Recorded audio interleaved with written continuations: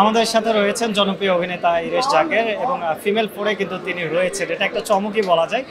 এইসব নিয়ে একটু শুনবো আমরা। ভাই কেমন আছেন? আলহামদুলিল্লাহ ভালো আছি। কাজল আরিফিন অমি ভাইয়ের অসময়ে আপনাকে দেখা গিয়েছিল এবং দারুণ একটি পুলিশের চরিত্রে ছিলেন, তারপর ফিমেল ফোরে যুক্ত হয়, এই জার্নিটা একটু বলবেন কিনা? আর আমি মানে আমি তো বেশ কাজল রেখা শ্যুট করি আমরা 2022-এ। তারপরে আমি নিজের থেকে একটু ব্রেকেই ছিলাম বলা যায়। তারপরে যখন ফেরত আসি তখন অমি আমাকে প্রথম যে আমাকে অসময়ে একটা বেশ ভালো বলিষ্ঠ একটা চরিত্র আমাকে উনি অফার করেন। তো সেই অভিজ্ঞতা খুবই ভালো ছিল অমির সাথে কাজ করার। আমার কাছে মনে হয়েছে যে মানে উনি একজন পরিচালক হিসেবে ও জানে যে ও কী চায়। আর অভিনেতা হিসেবে যদি আপনি সেটা আপনার কাছে যদি ওর সাথে ওর ইয়েটা ঠিক মনে হয়, ওর সাথে কাজ করে খুবই আনন্দ। পরে যখন ফিমেল ফোর বললো, ফিমেল ফোরের চরিত্রটা মানে অসময়ের ইন্সপেক্টর মোকলেস আর ফিমেল ফোর আমার যে ক্যারেক্টার, এই দুটা ক্যারেক্টার মানে আর বেশি ডিফারেন্ট হতে পারবে না। মানে আমার একদমই আমরা 180 ডিগ্রিজ ডিফারেন্ট বলতে পারি। ওই যদি পশ্চিম হয়ে পূর্ব মানে এরকম। তো আমার কাছে আমি সবসময় আমার যেসব চরিত্র অভিনয় করি, আমি ধরনের বৈচিত্র্য আমি পছন্দ করি, কারণ একটা চ্যালেঞ্জ হয়। সব চরিত্র এক ধরনের করলে কেমন লাগে। তো সেই জায়গা থেকে আমি যখন শুনলাম কোন চরিত্র, আমার কাছে মনে হচ্ছে না, এটা একটা ভালো চ্যালেঞ্জ নেওয়া যেতে পারে। এখন বাকিটা তো আসলে দর্শকের উপর, আপনারা বুঝবেন যে আপনাদের ভালো লাগছে কি হচ্ছে। আপনি প্রথম থেকে কাজ করছেন যখন থেকে, আপনি এই যেটা বলছেন যে ব্যতিক্রম চরিত্র করার চেষ্টা করেছেন, কখনো নেগেটিভ রোলেও আপনাকে দেখা গেছে, কখনো খুব সিরিয়াস, কখনো একটু কবি সাহিত্যিক এই ধরনের চরিত্রে দেখা গেছে। তো আসলে কোন ধরনের চরিত্র আপনাকে বেশি টানে, এটা একটু শুনতে চাই। চরিত্রটা এবং গল্পটা ভালো হলেই আমাকে টানে।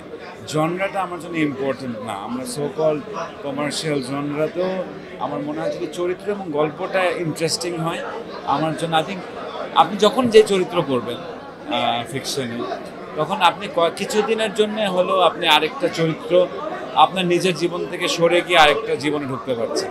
আমার মনে হয় অভিনেতা হিসেবে আমরা যে সুযোগটা পাই, এটা খুবই আমার মনে হয় অসাধারণ একটা জিনিস। তো সেটা যে পাই, তো ওই জন্য আমার কাছে আমি চরিত্রের মধ্যে মানে এটার চেয়ে ওটা বেশি পছন্দ ইয়ে না। চ্যালেঞ্জিং চরিত্র ডেফিনেটলি ভালো লাগে। যে চরিত্র আয়নটা করতে আমার একটু ভাবতে হয়, আরেকটু অনুশীলন করতে হয়, সেটা আমার জন্য বেটার। বলছিলেন যে মাঝখানে একটু বিরতি নিয়েছিলেন এবং আপনার কাজের পরিমাণ কিন্তু আমরা মাঝখানে একদমই দেখিনি, এটার কি কারণ ছিল আসলে? একটা হচ্ছে যে কাজল রেখা অনেকদিন শুটিং হয়েছিল, অনেক বাইরে শুটিং হয়েছিল। আমার কন্যা আসলে অনেক এখনও ও জাস্ট 5 হবে ইনশাল্লাহ অগাস্ট মাসে। তো আমার কন্যা তখন আমার জন্য মনে হচ্ছিল যে ওকে রেখে বাইরে গিয়ে এত শ্যুট করা। আর যেহেতু আমার ওয়াইফের আমি মোটামুটি চেষ্টা করি যে অ্যাটলিস্ট ওকে মোটামুটি আমরা ইয়ে করবো, যেমন স্কুলে দেওয়া, স্কুল থেকে আনা, এটা আমরাই স্কুট করে নিই। এছাড়া আমার পেশাগত একটা ব্যস্ততা থাকে পাশাপাশি, আমি একটা কর্মসংস্থানের সাথে জড়িত। আর এছাড়া আমার কিছু নিজের আমার একটা ফাউন্ডেশন আছে যেটা আলোকচিত্র প্রমোট করে, এরকম বেশ কিছু কাজ ছিল। তো ওইটার জন্য আমি 6-7 মাসের একটা ব্রেক নিয়েছিলাম। যেটা হয় আমাদের মার্কেটে এখন অনেক ভালো অভিনেতা, একটা অ্যাক্টর যদি ব্রেক নেয় তখন আসলে এবং সব মানে খুবই মানে ন্যাচারালি দর্শক এবং পরিচালকরা তো বেশি দিন মনে রাখার কোনো কারণ নেই। নেটওয়ার্কে থাকে না, দর্শকের তখন চাহিদা কমে যায়। তো ওই জন্য আমার ফেরত আসতে একটু বেগ পেতে হয়েছে, বাট থ্যাঙ্কফুলি আমি কিছু সুযোগ পাচ্ছি। তো এটার জন্য আমি আল্লাহকে ধন্যবাদ জানাই, দর্শকদেরকে ধন্যবাদ জানাই অবশ্যই, এবং আমার পরিচালকদের। আপনি অবশ্যই অনেক মেধাবী, আমরা প্রথম থেকে দেখেছি। এবং যেহেতু পরিবারের কথা বলেন, এটা আমি একটা প্রশ্ন না করে পারছি না, যে শ্রদ্ধেয় আলী জাকের স্যার এবং সারা ম্যামের সন্তান আপনি, তো সেই জায়গা থেকে যখন থেকে অভিনয় এসেছেন, এই চাপটা অনুভব করেছেন কিনা যে আমি এত দুজন কিংবদন্তি সন্তান? দেখেন আমি প্রত্যাশার যে একটা চাপ থাকে, এটা না, আমি তো আসলে 29 বছর পর্যন্ত বয়স পর্যন্ত আমি বিদেশে ছিলাম। তো আমি তো আসলে এই অভিনয়ের সাথে তো আমার তেমন কোনো সম্পৃক্ততা ছিল না। আমি ভয়েস অ্যাক্টিং করতাম। দেশে যখন আসি, ভয়েস অ্যাক্টিংয়ের মাধ্যমে আমাকে একটা সুযোগ দেওয়া হলো, এবং তারপর ধারাবাহিকভাবে কিন্তু আমি যতদিন চেয়েছি, আমি প্রায় 17-18 বছর অভিনয় করছি। একটা 30 বছর বয়সে একটা মানুষ এত সুযোগ কি আলী জাকের সারা জাকের ছেলে না হলে পায়? তো আমার তো ওখানে চাপের চেয়ে বেশি আমার এই বিষয়ে কৃতজ্ঞ হওয়া উচিত। অবশ্যই ভাই। এবং একদম শেষ করব যে বাংলাদেশের ফিল্ম কিন্তু ইদানিং এগিয়ে যাচ্ছে। গত বছর থেকে আমরা দেখছি যে বাংলা চলচ্চিত্রে বেশ ভালো কিছু চলচ্চিত্র হচ্ছে।